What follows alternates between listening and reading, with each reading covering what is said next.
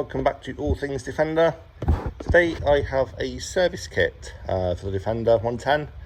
It's a TDI 200 TDI even service kit. So we have a fuel filter, oil filter, air filter, and 7 litres of oil. I've also got a sump gasket. I'm going to take the sump off.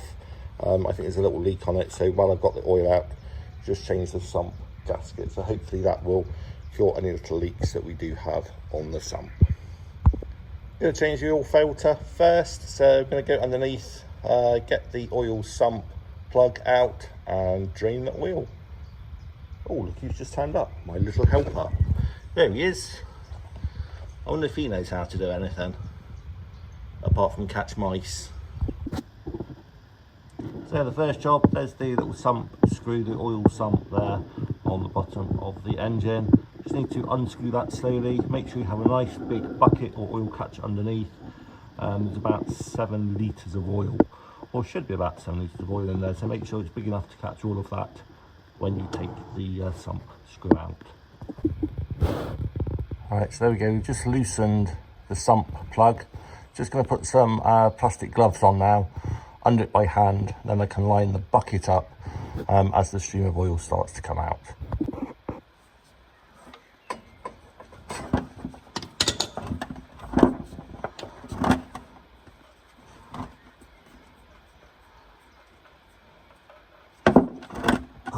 Great, dropped it straight in the bucket. I'll get that out in a minute.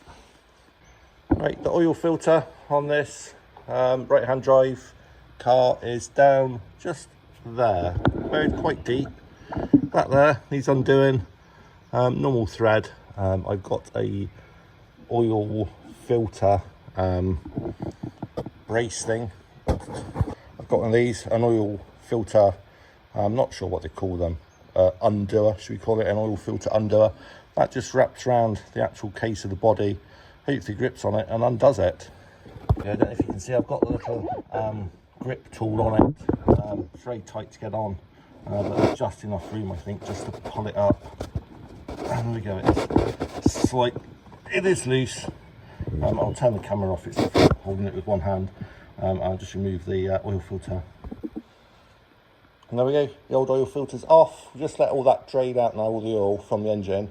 And then we'll take the sump cover off. Probably a bad idea doing this, but I think it needs doing, so I will do it. I've got new gaskets to put in, so we'll take that off, clean the bottom off, put a new sump and gasket, well, a new gasket in.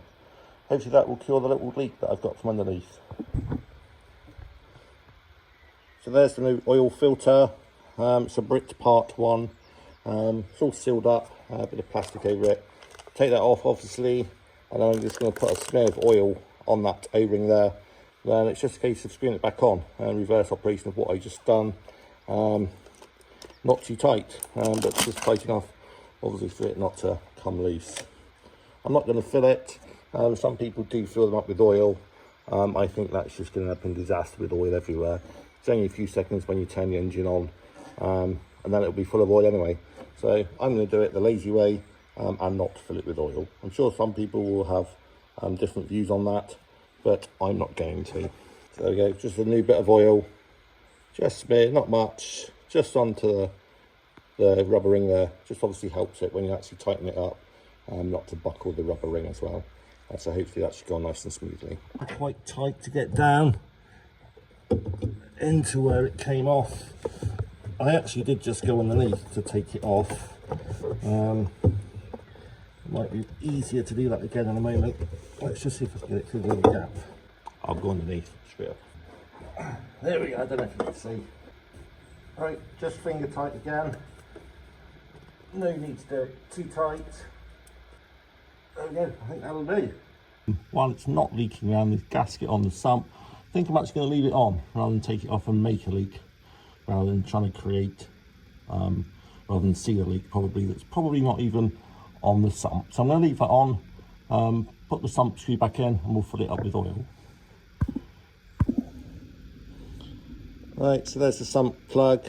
They send us a new washer, so we'll take that little copper washer off and replace that washer as well to make a nice tight seal on the bottom of the sump.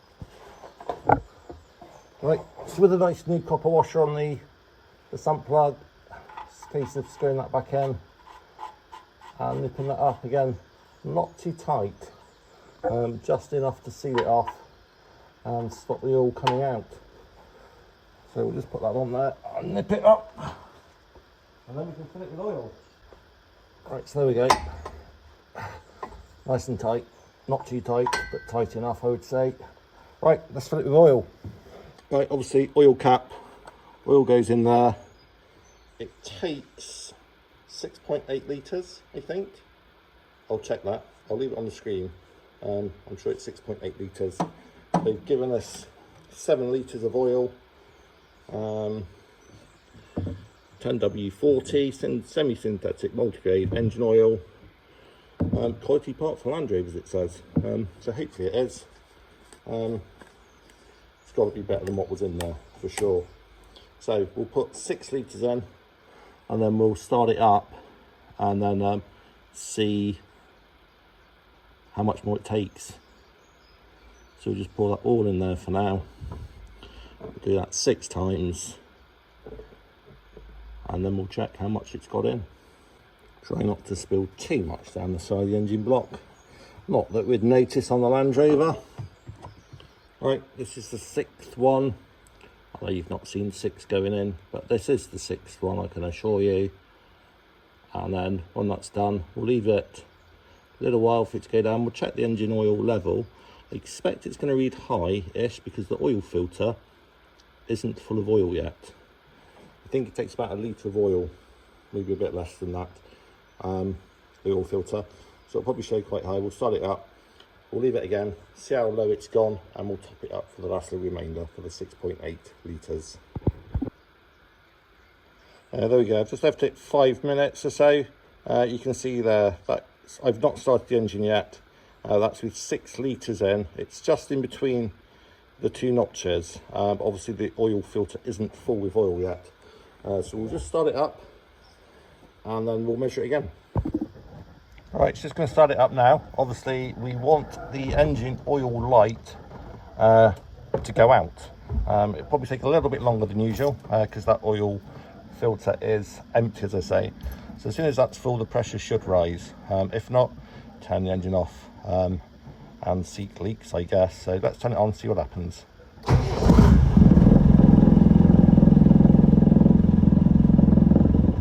There we go, a few seconds, and that's gone out. So we'll turn that back off again. So that's good.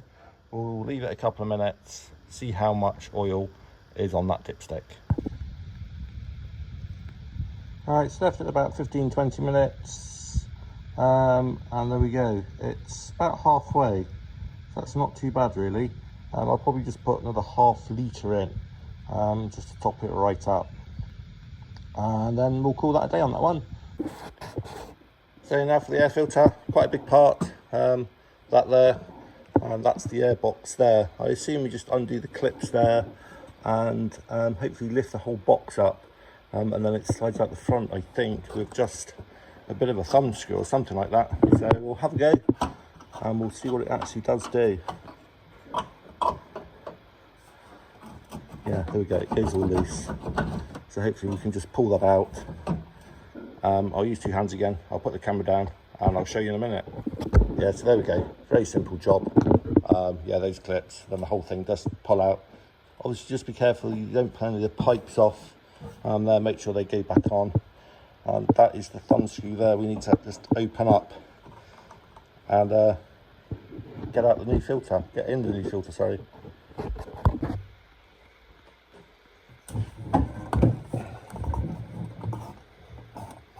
See how dirty this one is. It's probably going to be filthy. Got no idea how long this one's been in. Probably a long while.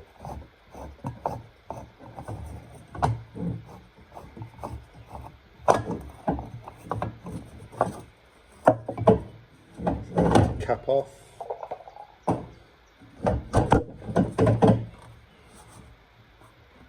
Another little wing nut to take off. Ah, there we go.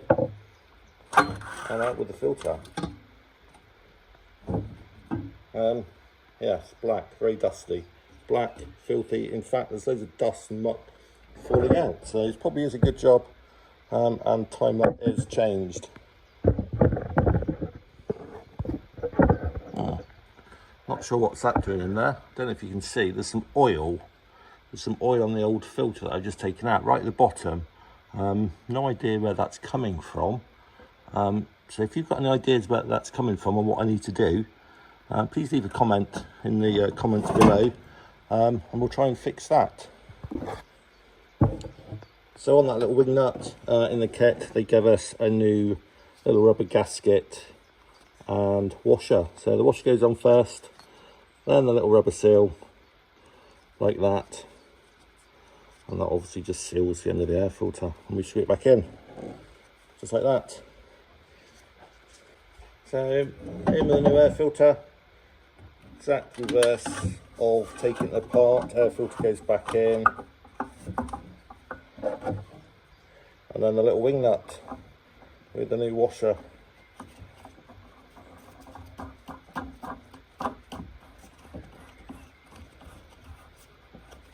There we go, it's easy as that.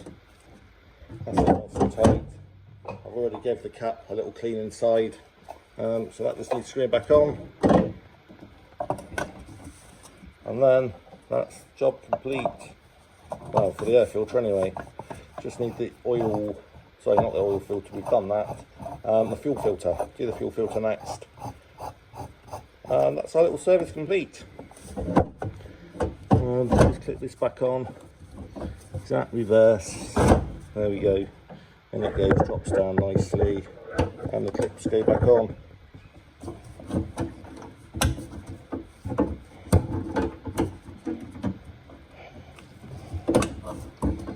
There we go, that's that done. So the last job on the service is to change the fuel filter, which is this one here. It's very similar to doing the oil filter. It's just a case of unscrewing it with that rubber grip. That's a little bleed valve. We need to undo that, and then there's a little pump down here which we need to pump. So obviously when we put the new air filter on here, it's going to be full of air. So as we try and start the engine, a load of air will go through it and it probably won't start. It's also the case if you run out of fuel, same procedure, you'll get a load of air in it. So we need to pump that, which fills the little filter there full of fuel. So let's get the fuel filter off, undo that, and see how it goes. So first of all, we'll just undo. He says it's very tight. Let's get a socket on it. 10mm socket, I believe. Let's get a 10mm socket, see if that'll undo it. Right, there we go. 10mm ring spanner. Oh, much easier. There we go. Now you take it right out, just loosen it off, just so the air can get out. That saves dropping it as well and losing it underneath the car. Right, let's get the puller on it and try and loosen the actual filter itself. Right, so there's the actual rubber strap. Hopefully, oh, there we go. Really, really easy. It's either wasn't done up very tight at all, or they worked really well. Right. Just undo it really slowly because it's going to be full of diesel.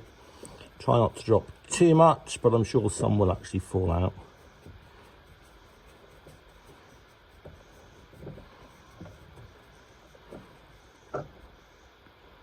There we go.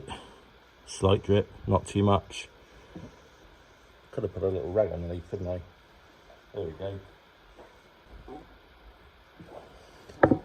So there's the new filter. As with the oil filter, I've just run a little bit of diesel around both of those rubber seals there, just to help lubricate it as we tighten it back up again. So exact reverse, opposite. I've taken it off, screw it up.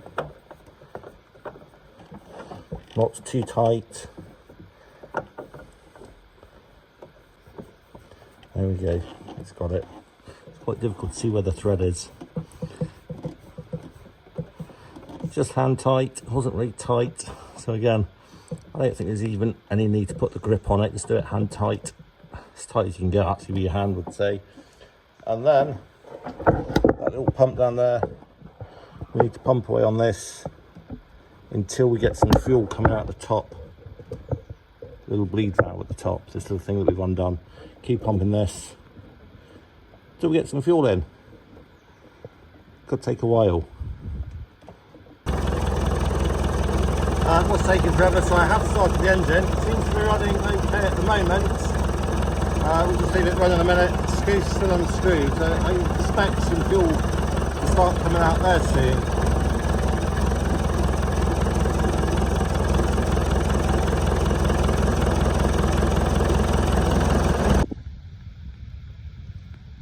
Alright, it's left at about 15-20 minutes, and there we go. It's about halfway. That's not too bad really. I'll probably just put another ½ litre in, just to top it right up. And then we'll call that a day on that one.